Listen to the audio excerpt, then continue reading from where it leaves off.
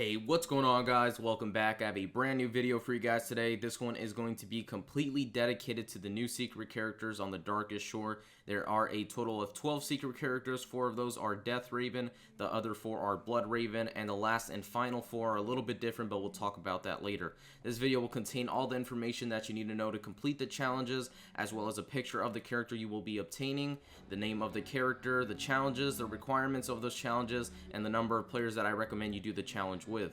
I will be sticking to a certain order in which I talk about the characters. I'll start off with the first 4 Bloodraven, then I'll move on to the Deathraven, and then the last and final 4 characters, which are like the Survivalist from Hanoi or the Slayer from Casablanca.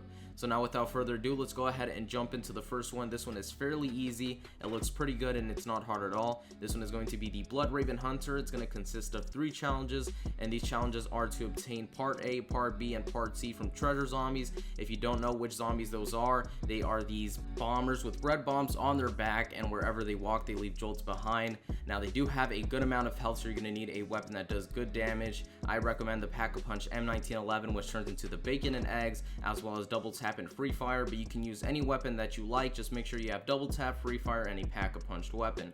Now this challenge does rely on RNG. It can take 10 treasure zombie kills or even 30, but just know it is completely random. Don't think you're just going to get 3 treasure zombie kills and you're going to unlock the character. It takes time, but it is a big step forward from the final Reich. It used to take 5 parts to get the first Hunter character, but now it takes 3. The only tip I can give you guys for this one is just to kill the treasure zombie as fast as possible, because if you don't, it can explode on its own and you won't obtain a part that way. So that's pretty much going to be it for the Bloodraven Hunter. Let's go ahead and move on to the Bloodraven Slayer.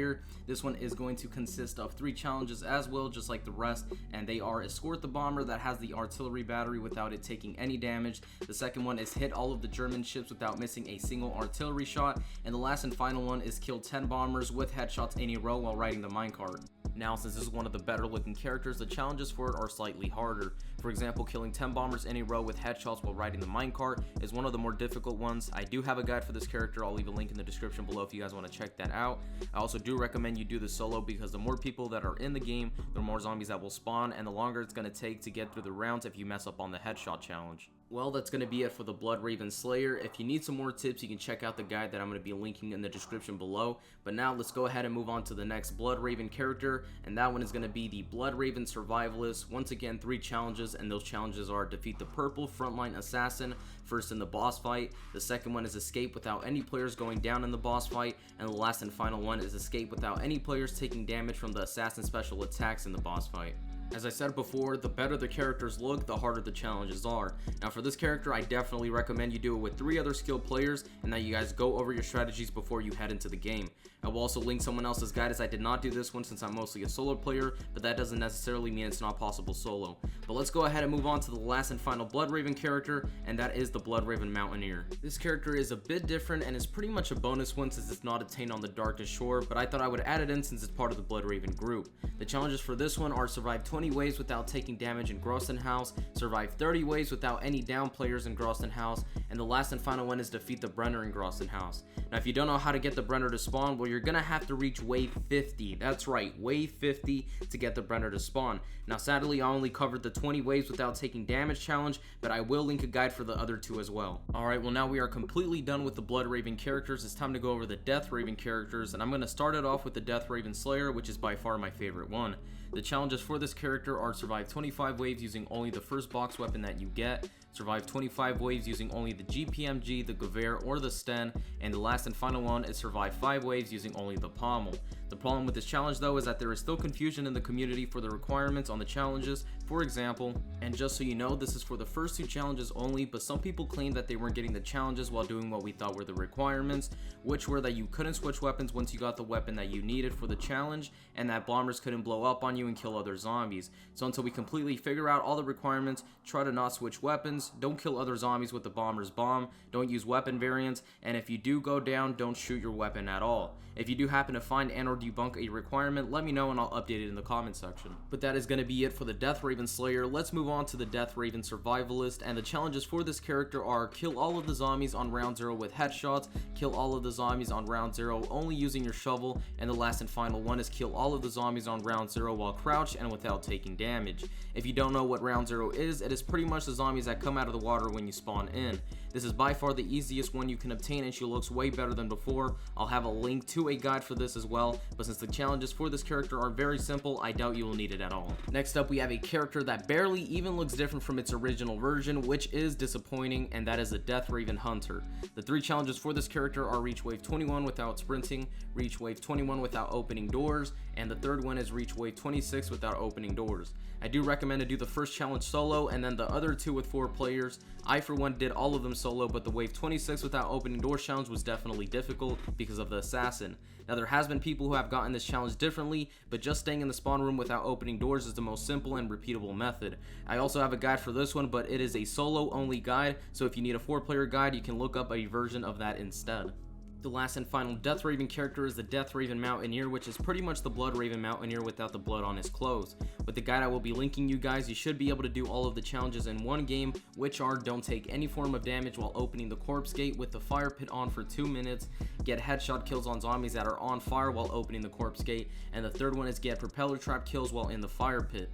I do recommend you do this with at least one other player since it can get hectic on solo. The main thing you will need for not taking any damage is a specialist shell shock with the mod sustain zone, so hopefully you have that unlocked, because if not, then the challenge will become more difficult. Well, that is it for the Deathraven characters. All we have left is 4 more, so let's start the last 4 with the Hunter from Seville. The first 2 challenges are fairly easy, which are get 25,000 jolts before wave 15 and get 30,000 jolts before wave 15. And the last one is beat the main Easter egg with over 30,000 jolts on you, which is slightly more difficult since you have to do the Easter egg.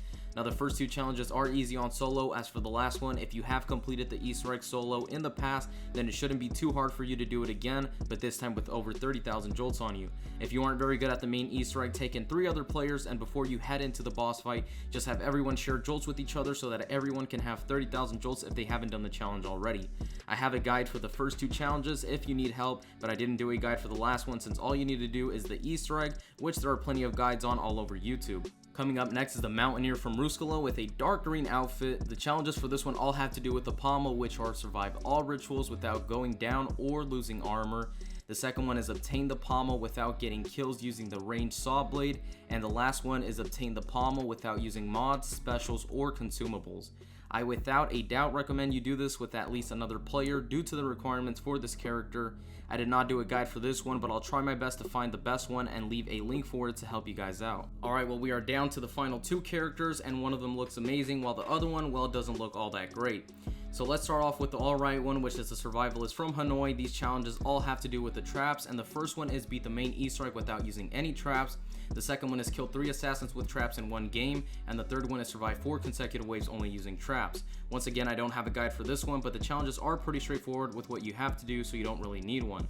Also, there is no specific trap that you must use, and the recommended players for this one is 1 to 4 because it doesn't really matter except for the challenge where you have to beat the Easter egg. A couple of tips for the assassin one is to get some Jack in the Box, and no, I don't mean the food, and to survive 4 rounds only using traps. Do this early on and make sure you have enough points to use the traps for the 4 consecutive waves. That's going to be it for the survivalist from Hanoi, and we are down to the last and final character, which I saved the best for last, and that is the Slayer from Casablanca. This character stands out the most and looks the best, but like always, the best characters have the hardest challenges, so let's get to it. The first one is beat the main Easter egg without spending more than 20,000 jolts.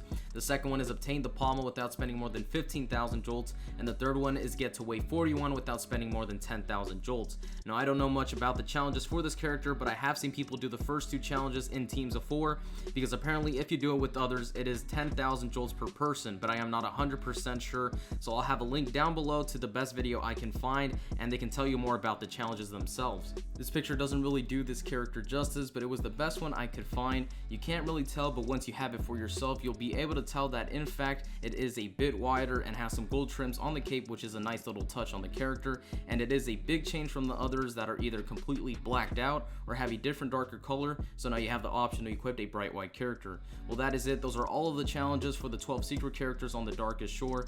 I do in fact want to give Unpunk a big thank you for providing some of the images of the characters, and I also want to give a huge thank you to the COD Zombies Reddit for providing some of the information for this video.